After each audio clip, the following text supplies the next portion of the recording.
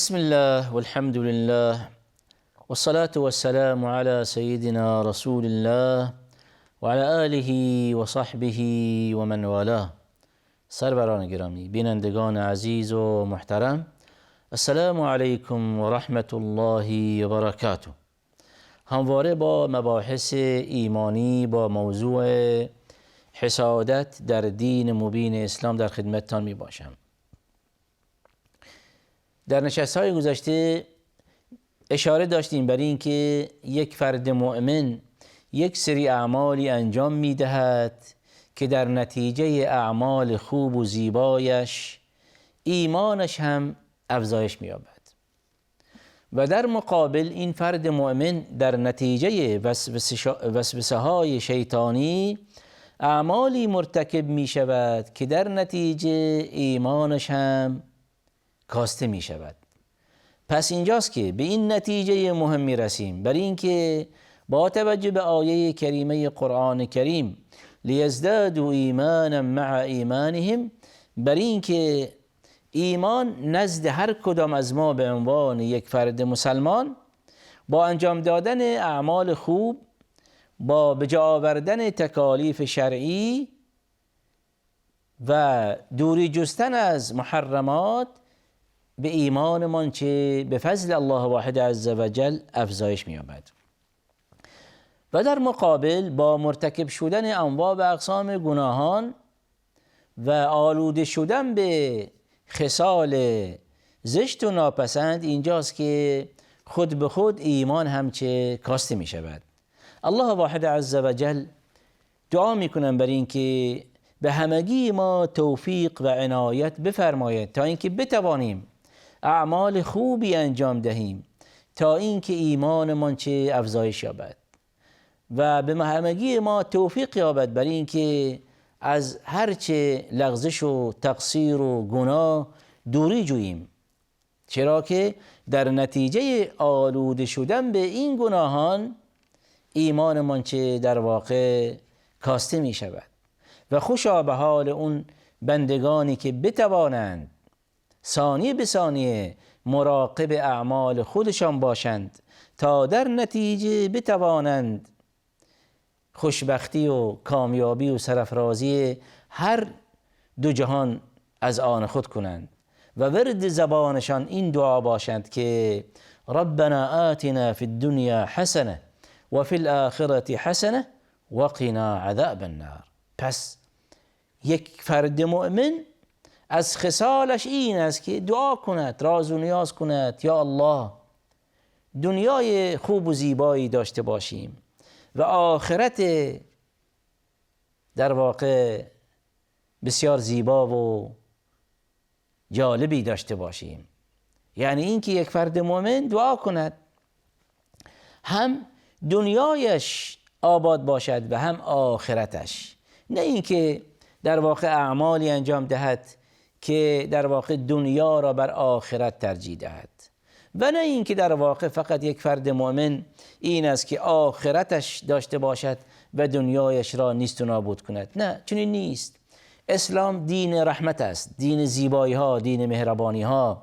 اسلام دین در واقع دینی است که اوسط الامور را دوست دارد، میان روی دوست دارد. و اینجاست که در واقع الله واحد عز وجل از این امت محمد علیه الصلاة والسلام امتا وسطا یاد میکند. یعنی چه؟ امتی است که میان رو است، امتی است که در واقع هم دنیا خودشان را آباد میکنند و هم آخرت خودشان، با توجه به این آیه کریمه که خدمتون تلاوت کردم. پس اینجاست که در نهایت به این جا برسیم بر این که یک فرد مؤمن مراقب و مواظب اعمالش باشد، مبادا نسبت به دیگران حسادت داشته باشد و اینکه در واقع مراقب اعمال خودش باشد که در کارنامه اعمالش خصلتی به نام حسادت نباشد، چرا که این حسادت، حسد کردن دیگران، یک خصلت زشت و ناپسندی و قبیحی می باشد که در واقع اعمال زیبا را از بین می برد. در نهایت نشست گذشته به اینجا رسیدیم بر این که الله واحد عز و جل ابلیس را مورد خطاب قرار می دهد و او را در واقع به او دستور می دهد و امر می فرمایند که برای بنی آدم چه برای آدم چه سجده کند، اما در نهایت ابا کرد، نافرمانی کرد، سرپیچی کرد و در نتیجه سرپیچیش و نافرمانیش در نهایت چه در واقع خشم و غضب الهی متوجه او شد. در اون آیه کریمه که الله واحد عز و جل در واقع در نهایت نشست گذشته به اون اشاره داشتیم که الله ذوالجلال به ابلیس میفرمایند که قال ما منعك الا تسجد اذ امرتك، چه چیزی مانع شد که زمانی که من به تو دستور دادم که برای آدم سجده کنی همانند دیگر فرشتگان و الی آخره. اینجاست که ابلیس مرتکب کبر و غرور شد و از روی حسادت سر به سجده نبرد و گفت که قال انا خیر منه خلقتنی من نار و خلقته من طین، من چرا برای آدم سجده کنم؟ من از او در واقع بهترم. خلقت من، آفرینش من از زبانه آتش می باشد و خلقت آدم از چه گل می باشد. و اینجاست که این ابلیس در نتیجه حسادتش و کبر و غرورش از جهنم چه از بهشت چه رانده شد. و اینجاست که در نشست گذشته به این نکته مهم رسیدیم و اینجاست که زمانی که الله واحد عز و جل ابلیس را از بهشت خارج کرد و خشم و غضب الهی متوجه شد و نفرین الله واحد عز و جل شامل حال ابلیس شد، در نهایت ابلیس چیکار کرد؟ ابلیس قسم یاد کرد، قسم خورد که خب حال که من به سبب این انسان از بهشت رانده شدم، من کاری میکنم که این انسان را اغوا کنم، این انسان را گمراه کنم، این انسان را منحرف کنم.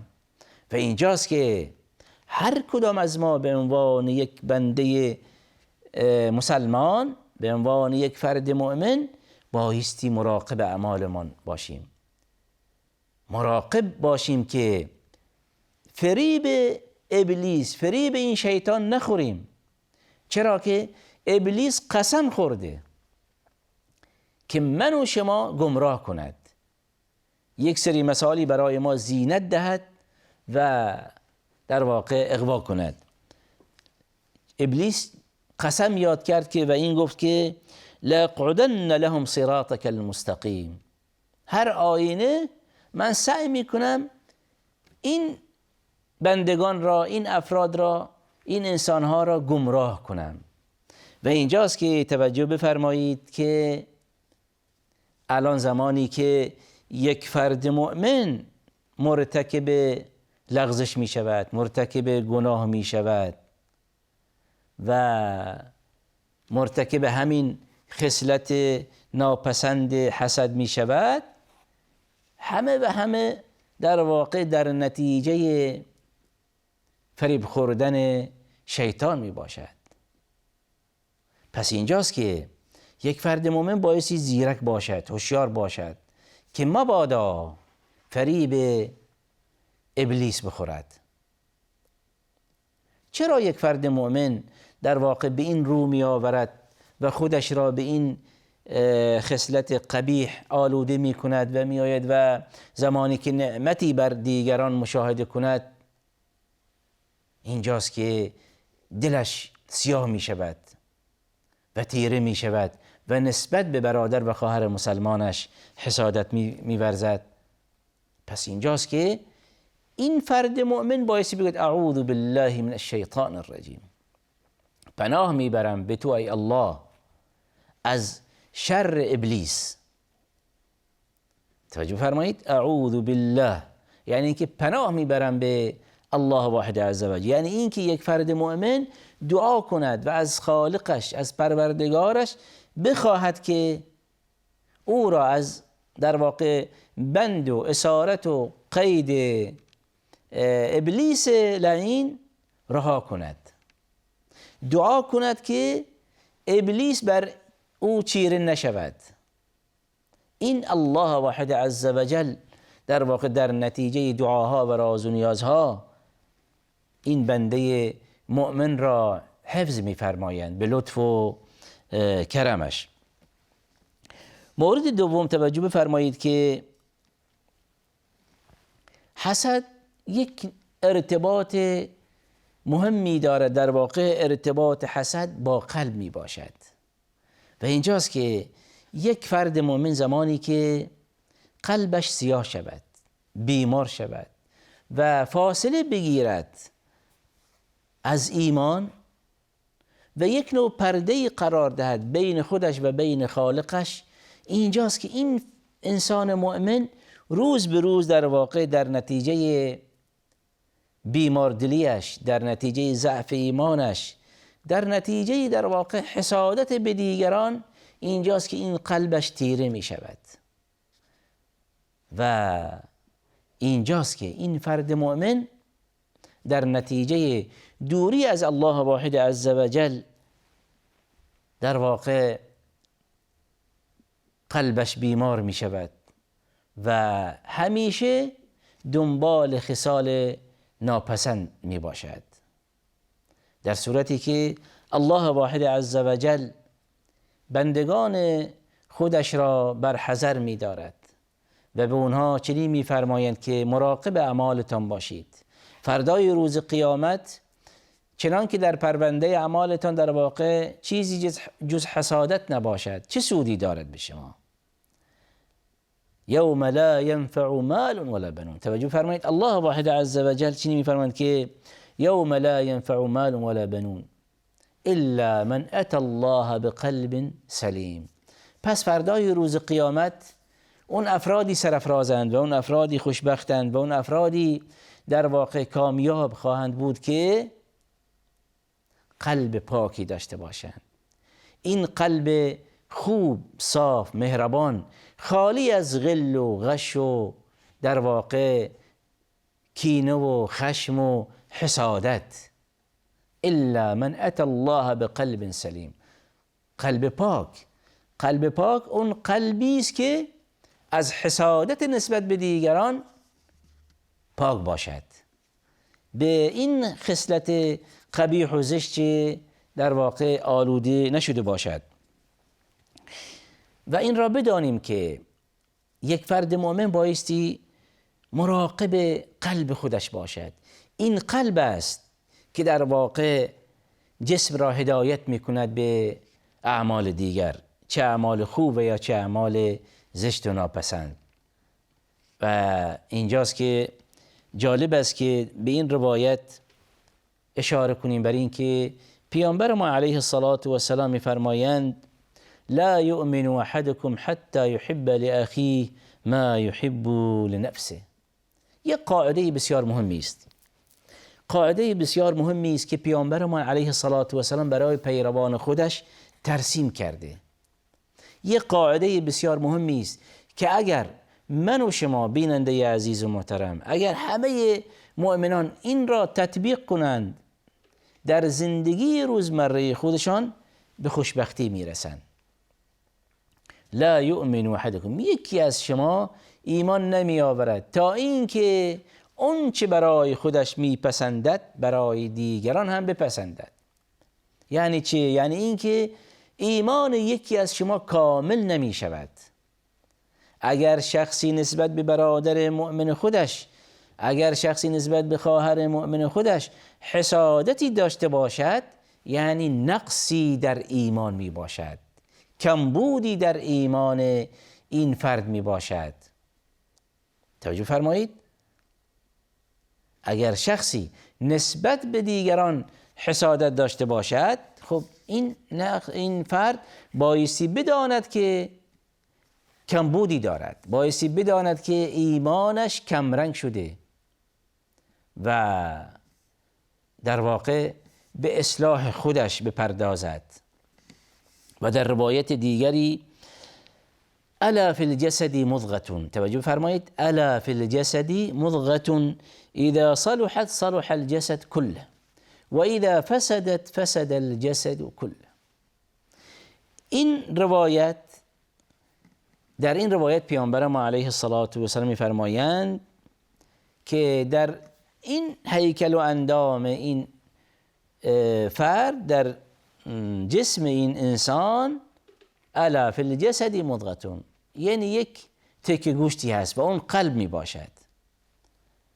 اگر این قلب در واقع سالم باشد، اگر این قلب در واقع فقط مهربانی و دوستی و اخوت و در واقع خوشبختی برای دیگران بخواهد، این قلبی است که در واقع این جسم را به رستگاری دعوت می کند و سوق می دهد. و در مقابل در واقع این قلب اگر سالم بماند که کل جسم در امان می باشد.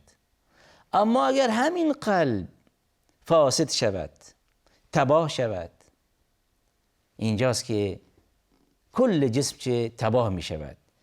یعنی خوشبختی این انسان و بدبختی انسان در نتیجه همین اعمال می باشد و این اعمالی است که در واقع در قلب انسان می باشد. توجه بفرمایید که انسان در واقع حاسد به هیچ جا نمی رسد جز این که در واقع به خودش آسیب می رساند و شب و روزش در واقع در عذاب می باشد. به یک نکته مهمی و دیگری هم اشاره کنم. یک نوع در واقع فرق و تفاوتی هست بین دو کلمه حسد و غبطه. یعنی چه؟ اگر یک فردی در واقع زمانی که نعمتی بر دیگران مشاهده کند تمنا و آرزوی زوال این نعمت کند که این حسادت است و این مذمومی باشد. اما اگر یک فردی در واقع زمانی که نعمتی بر دیگران را مشاهده می کند اما این نعمت هم آرزو می کند که داشته باشد بدون تمنای زوال نعمت از او، توجه فرمایید، این به این غبطه گفته می شود و این امر مشروعی می باشد. پس این یک فرق و تفاوتی است بین این که یک فرد مؤمن زوال نعمت از دیگران بخواهد و بین این که یک فرد مؤمن نه، زوال نعمت از دیگران نمیخواهد، فقط نعمتی که دیگران از اون برخوردارن میخواهد هم داشته باشد. بین یک امر مشروعی است و در واقع پسندیده هم می باشد. و آخر دعوانا ان الحمد لله رب العالمين وصلى الله على سيدنا محمد وعلى آله وصحبه وسلم.